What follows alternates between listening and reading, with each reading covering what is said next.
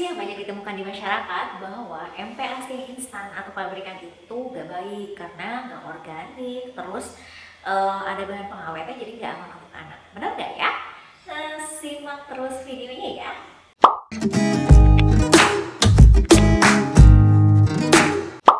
Hai Bang, welcome back to Alvirus Channel. Selamat datang lagi di Alvirus Channel. Apa kabar mami semuanya? Anak-anak sehat? Nah, kali ini sesuai dengan yang tadi udah kita sampaikan, kita akan membahas tentang per-MPASI-an yang benar-benar mungkin banyak drama ya di antara kita, di antara ibu-ibu dan anak itu banyak drama tentang MPASI. Nah, hari ini kita akan bahas drama tentang MPASI pabrik versus MPASI pabrikan. Nah, sebelum lanjut kita harus tahu dulu nih sebenarnya MPASI yang baik menurut WHO itu seperti apa. Nah, MPASI yang baik menurut WHO itu ada 4 kriterianya. Yang pertama adalah tepat waktu. Tepat waktu. MPASI itu diberikan pada usia anak 6 bulan ya, atau sesuai dengan advice dari dokternya, sesuai dengan saran dari dokter.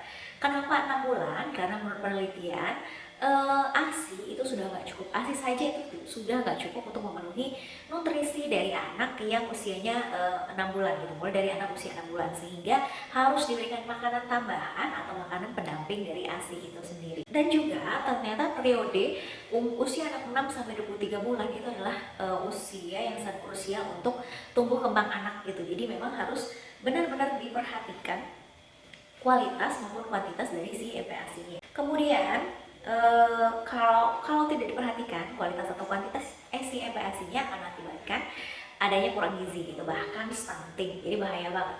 Nah, yang kedua adalah adekuat. Adekuat itu apa sih maksudnya?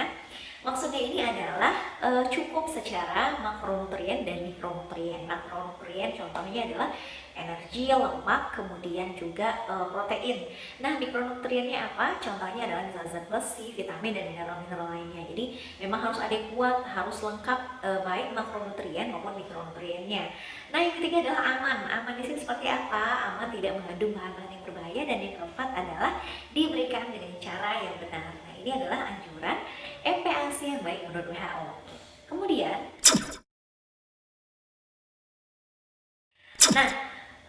yang pertama adalah MPASI pabrikan mengandung bahan pengawet, bahaya nggak sih gitu. Nah, menurut Dr. Vira Gita, KR, spesialis anak MKes, Master Kesehatan, MPASI instan telah diproduksi berdasarkan standar keamanan dan higienitas ya, dan kandungan nutrisinya sesuai dengan ketetapan WHO. Nah, semua produk makanan bayi yang dijual harus sudah memenuhi yang namanya adalah Kodeks Alimentarius dari WHO. Apa itu Kodeks Alimentarius?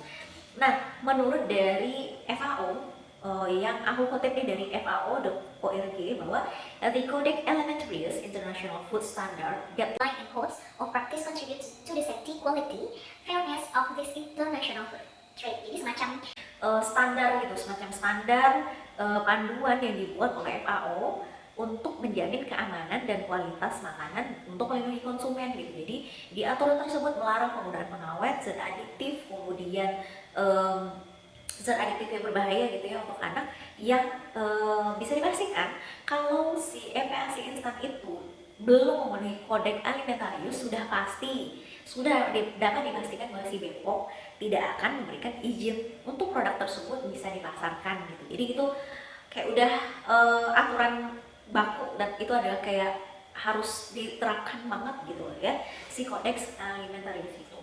Nah, jadi kalau misalnya si MPASI itu udah beredar di pasaran, artinya sudah memenuhi standar-standar yang ditetapkan secara internasional oleh FAO maupun dari BPOM sendiri yang berlaku di Indonesia gitu. Sebenarnya MPASI pabrikan ini itu diproses dengan teknologi freeze dry, artinya bahan-bahannya sebelum diolah itu dikeringkan dulu gitu. Jadi kandungan airnya pun sangat minimal sehingga bakteri-bakteri tentu saja akan susah untuk tumbuh dan hidup ya di makanan yang sudah kering tersebut ya. Jadi khusus untuk makanan bayi, prosesnya itu bukan ditambahkan dengan zat pengawet, tetapi adalah dikeringkan, jadi freeze dry gitu ya. Kemudian pertanyaan yang sering yang ketiga adalah MPASI instan itu kan mengandung gula dan garam. Katanya di bawah 1 tahun nggak boleh nih makan gula dan garam. Kembali lagi, Kodeks Alimentarius itu yaitu aturan dari WHO yang melarang penggunaan zat adiktif yang berbahaya gitu ya. Nah, jadi sebenarnya gula dan garam itu boleh digunakan untuk bayi di atas 6 bulan, tapi dengan jumlah yang terbatas yang sudah ditentukan oleh WHO ya. Jadi walaupun nih si MPASI instan ini mengandung gula dan garam, jumlahnya memang sudah dalam range yang aman untuk bayi. Nah, kalau moms yang penasaran dengan kodeks alimentarius itu bisa kunjungi website FAO. Nanti akan aku kasih linknya di description box, jadi nanti mami bisa ngecek sendiri ya.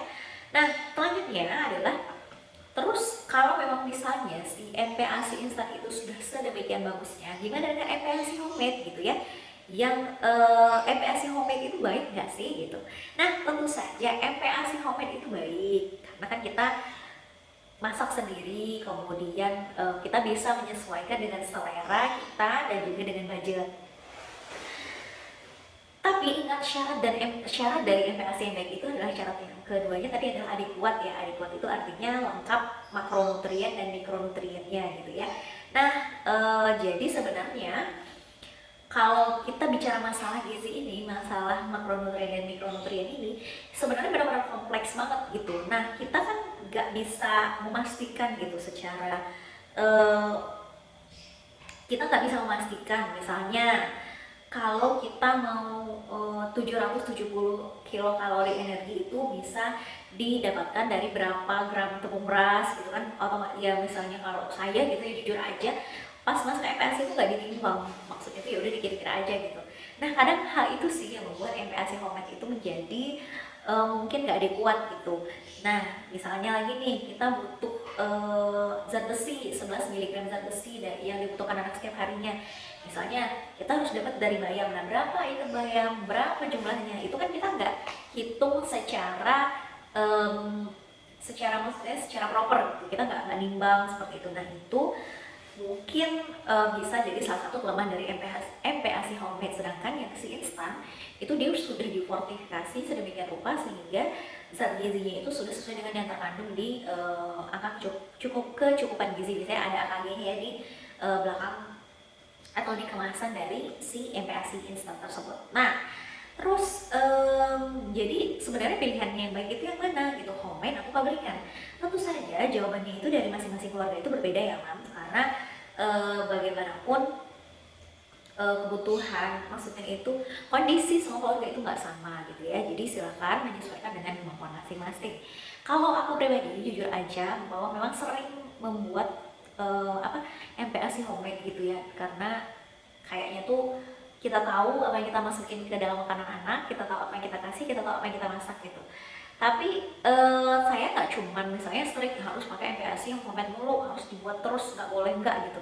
Tapi saya kadang juga campurkan maksudnya dengan MPASI yang instan. Jadi kalau misalnya nih siang makannya instan gitu ya, nah pagi atau sorenya itu biasanya homemade gitu. Jadi kayak digabungkan aja gitu di jadi kayak ya kombinasikan aja homemade dan instan gitu. Dan sebenarnya jujur aja untuk yang masalah makro dan mikronutrien sendiri saya juga gak bisa memastikan 100% apakah anak-anak saya makro dan mikronutrien itu terpenuhi atau tidak setiap harinya, karena memang tadi saya nggak nimbang ya. Mungkin ada manusia yang memang rajin gitu ya, nimbang setiap hari berapa gram hati ayam, berapa gram bayam, segala macam seperti itu. Aku salut kalau misalnya mami bisa ngitung sampai sedetail itu. Cuma kalau aku sih jujur aja enggak sampai sedetail itu, karena selain dari masalah yang kita pikirin adalah makro dan mikronutrien, kita juga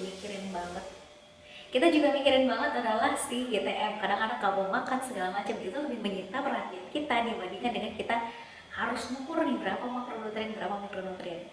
Tapi balik lagi, sebenarnya secara global kecukupannya itu bisa dilihat dari pertumbuhan dan perkembangan anak gitu. Jadi ya kita mungkin sebagai ibu biasa kita nggak bisa ngitungin per gram-gram seperti ahli gizi, tapi kita bisa untuk melihat secara keseluruhan atau holistik dari perkembangan dan pertumbuhan anak kita gitu. Jadi kita mungkin menilainya dari sana.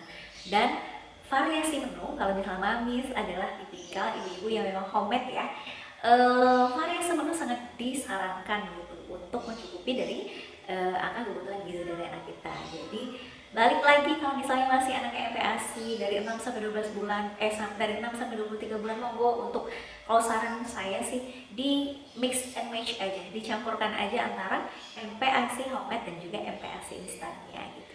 Nah, berdasarkan penelitian, link jurnalnya nanti saya akan taruh di bawah, bahwa status gizi anak usia 6 sampai 9 bulan yang diberikan MPASI buatan dan MPASI pabrik atau instan itu tidak ada perbedaan yang signifikan gitu. Jadi kalau Mamis mau baca silahkan nanti ke kolom komentar ya, ke kolom description box, di sana kita udah masukkan linknya.